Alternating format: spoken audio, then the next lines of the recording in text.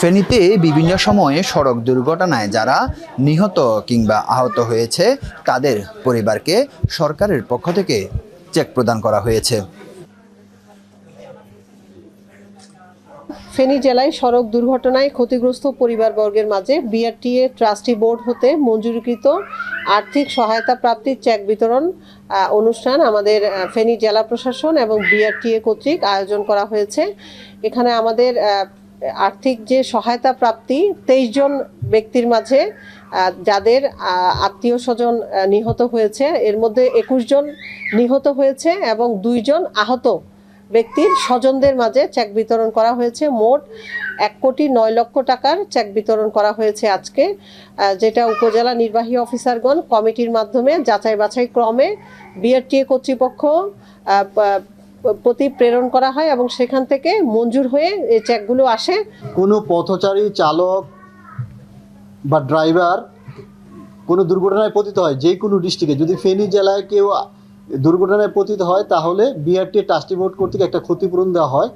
এই দুর্ঘটনার দিন থেকে 90 দিনের মধ্যে আবেদন করতে হবে, অর্থাৎ 90 দিনের মধ্যে জিডি তারপরে ডেথ সার্টিফিকেট এইগুলো নিয়ে আপনারা নিকটস্থ আমাদের বিআরটি অফিসে আবেদন করলে এই ক্ষতিপূরণটা সবাই পাবেন।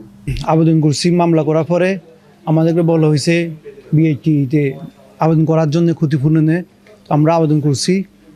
আর এই আবেদনের কারণে আমাদের ফ্যামিলি অনেকটাই হয়তোবা দুঃখ লাঘব হবে।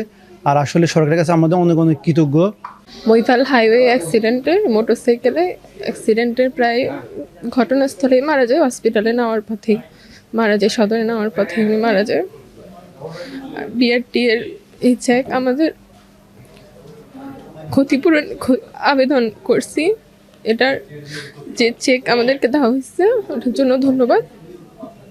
চেক আমার 2টা ছোট ছোট বাচ্চা আছে, আমাদের ক্ষতিপূরণের কিছুই না, তারপরেও বিআরটিকে ধন্যবাদ আমাদের আর্থিক সহায়তা প্রদান করার জন্য। এই টাকা পাইয়া কিছুই হয় না, তারপরও প্রাথমিকভাবে বিআরটিকে অশেষ ধন্যবাদ জানাই যে ওই টাকাটা দেওয়া হলেও কিছু হলেও ওদের দুর্ভোগ কিছু রাঘব হবে। এইটা থেকে যদি আমাদের কোনো শ্রমিক নিহত হয় বা আহত হয়, তো ওইখান থেকে আমাদের এই শ্রমিকদের পাশে বা সরকার দাঁড়ায় এবং কি ক্ষতিপূরণ দেয়, এটাতে কিন্তু আমরা কিছু আমাদের পরিবারে কিছুটা স্বচ্ছতা আসে।